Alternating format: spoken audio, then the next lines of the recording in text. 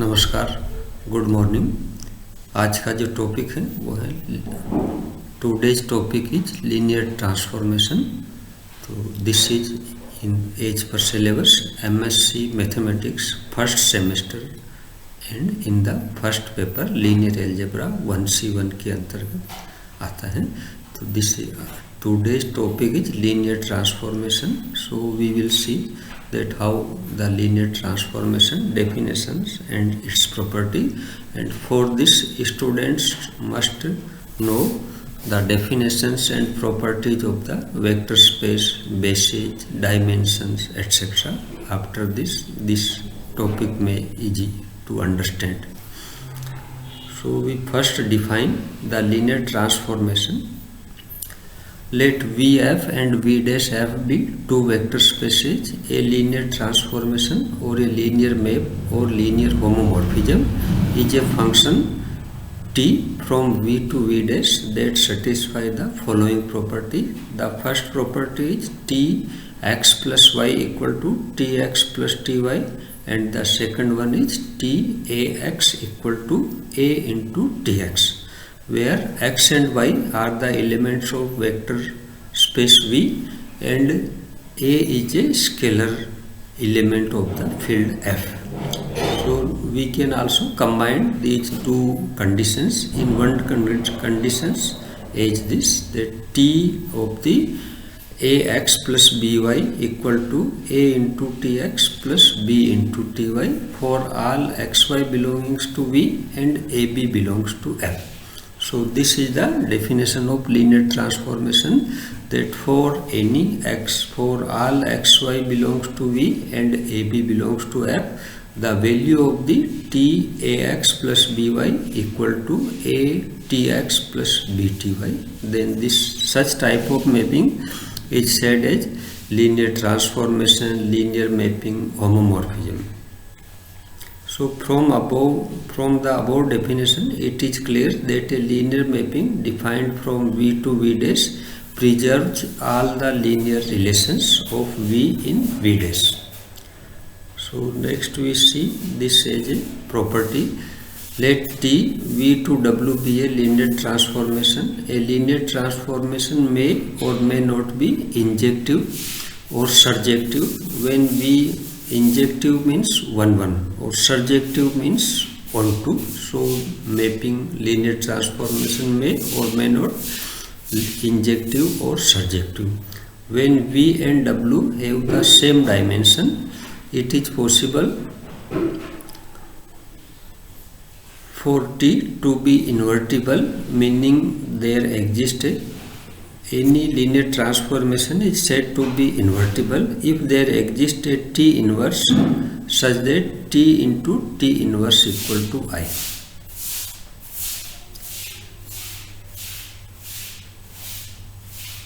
It is always case that T0 equal to 0. For any linear transformation, the mapping of 0 element is always 0 element of the W.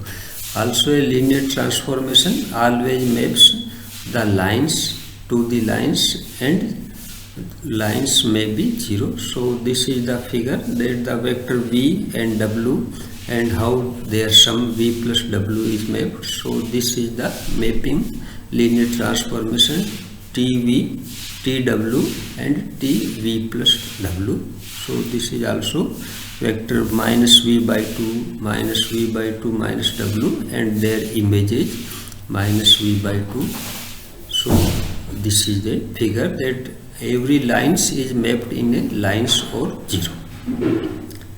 So next we see the some special cases for the linear transformation and their different names on these cases particular. So first is linear functional.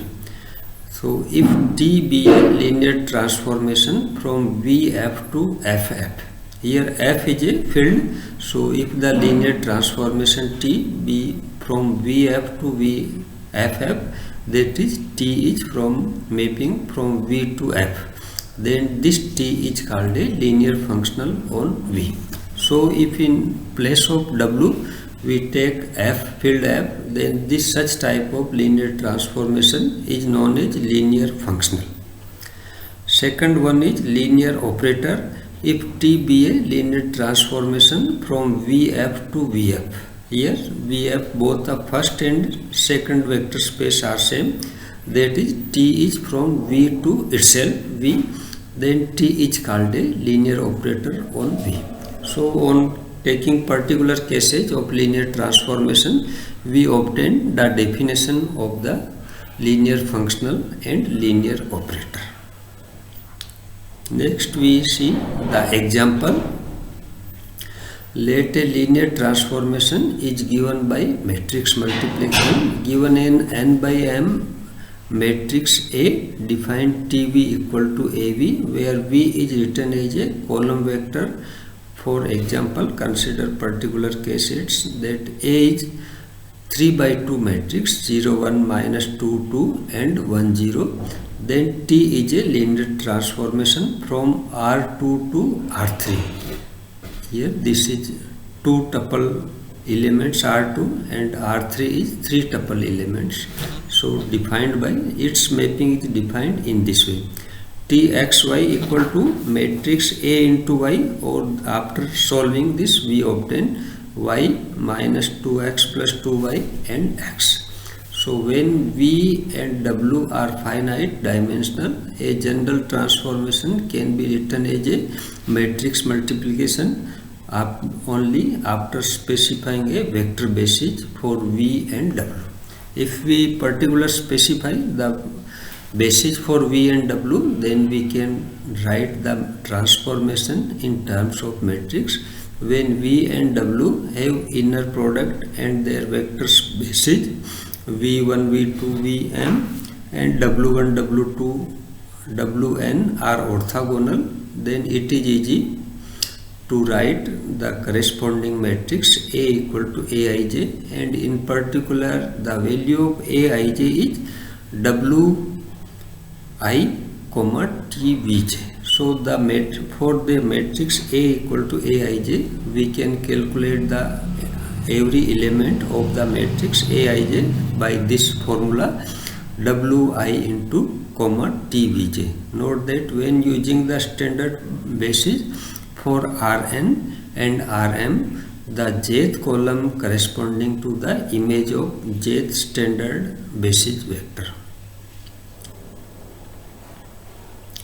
So when V and W are infinite dimensional, then it is possible for a linear transformation to be not to be continuous. For example, let V be the vector space of polynomial in one variable and T be a derivative, then T of the xn equal to n into xn minus 1, which is not continuous because xn upon n tends to 0 while T xn upon n does not converge to 0.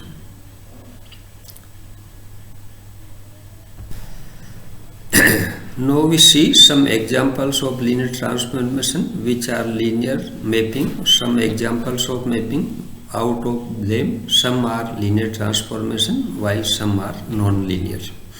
So first example is this: f x y z equal to 3x minus y 3z 0 comma z minus 2x. So this is a linear transformation, while neither this gxyz, we are taking gxyz equal to 3x minus y comma 3z plus 2 comma 0 comma z minus 2x, then this is not a linear transformation. Also if hxyz equal to 3x minus y comma 3xz comma 0 comma z minus 2x, then this is also not a linear transformation.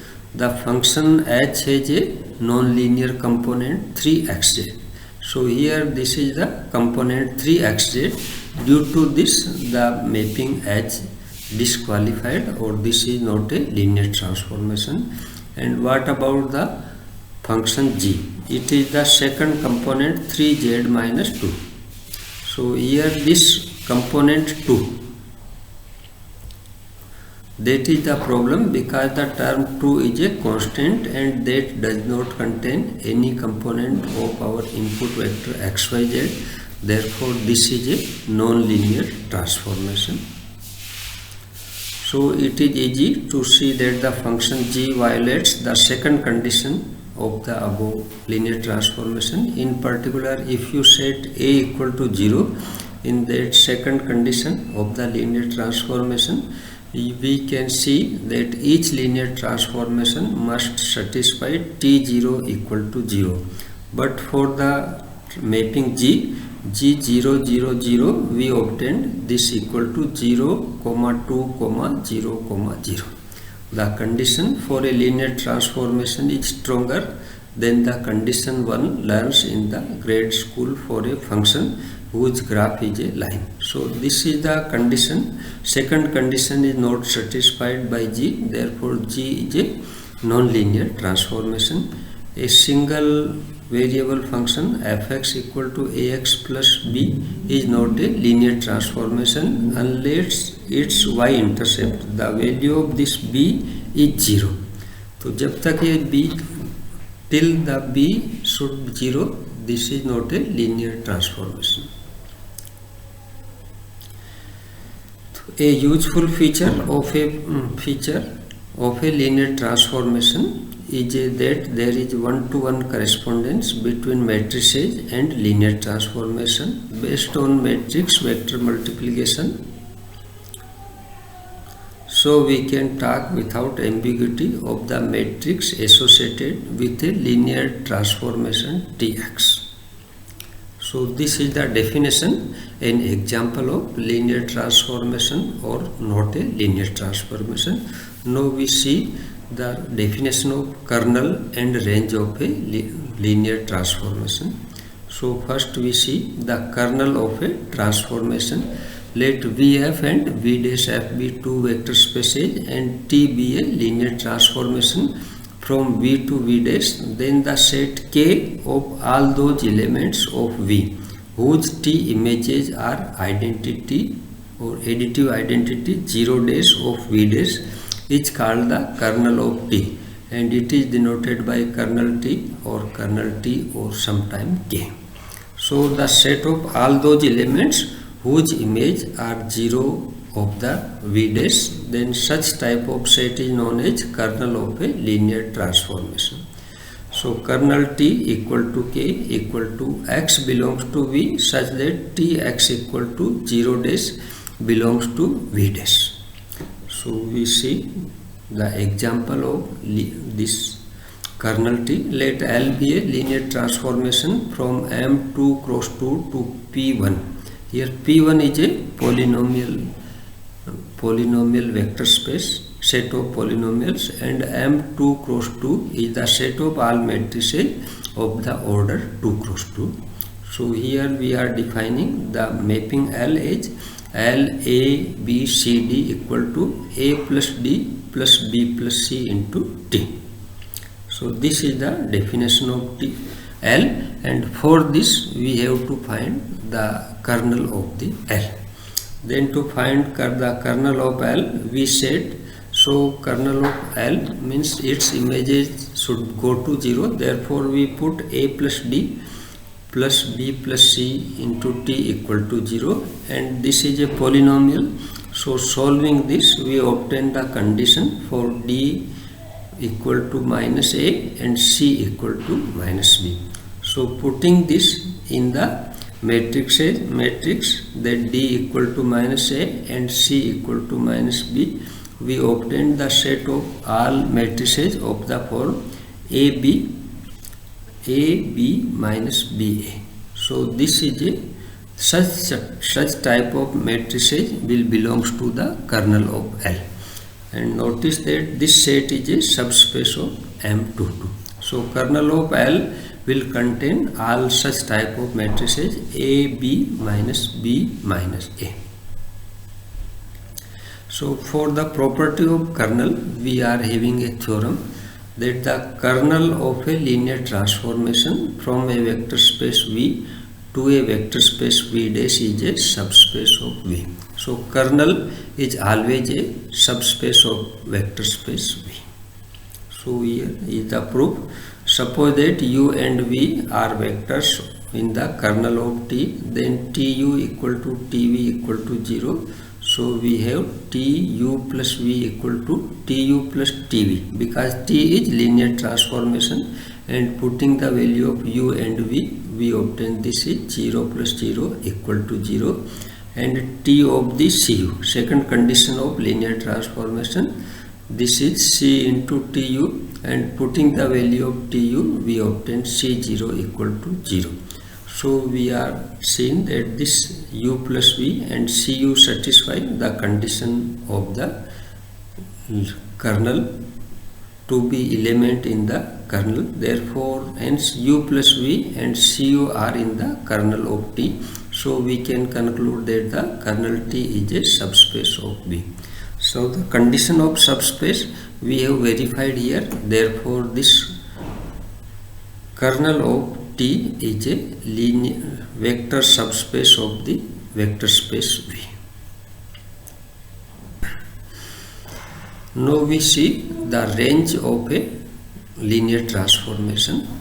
So we have seen that a linear transformation from V to W defines a special subspace of V called the kernel of L. Now we turn to a special subspace of the W. So first we define the range. Let T be a linear transformation from a vector space V to a vector space W. Then the range of T is the set of all vectors W in W such that there is a V in V such that TV equal to W. So the set of all such vectors whose pre-image are in V, that is range of the T equal to TV such that V belongs to V. So this is known as range of T. So for this, similar as the kernel, property of kernel, for the property of range we are having a theorem. The range of a linear transformation T from V to W is a subspace of the W. So your range is a subspace of the W and kernel is a subspace of V. So we see here the proof of that range is a subspace of the W. Let W1 and W2 be vectors in the range of W. Then there exist vectors V1 and V2 with TV1 equal to W1 and TV2 equal to W2. So we must show closure under the addition and scalar multiplication for subspace to be a subspace. So we have T of the V1 plus V2 barabar equal to, by property of linearity, TV1 plus TV2, and this is the value W1 plus W2. And T of the CV1 equal to C into TV1 equal to CW1. So in this way we are having that the pre-image of W1 plus W2 is V1 plus V2 and pre-image of the CW1 is CV1. So hence we can say that W1 plus W2 and CW1 are in the range of T, and hence the range of T is a subspace of the W. So we have satisfied the condition for subspace. Therefore range of the T is a subspace of W. So we say that a linear transformation is on to W if the range of T is equal to W. So if this range equal to W, then we can say that this linear transformation is onto. Now we see for the example for range, let T be a linear transformation from R2 to R3 defined by TV equal to AV, with here the matrix A is 3 by 2 order 1 3 2 6 3 9. So it is easy to see that Txy equal to Ax, A into this column vector, and after solving we obtain that this is x plus 3y, 2x plus 6y and 3x plus 9y. So by the property of range, this is the element like this type.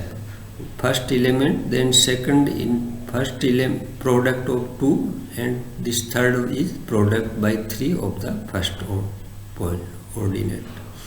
So therefore the range of T, RT equal to Z, 2Z, 3Z and Z belongs to R.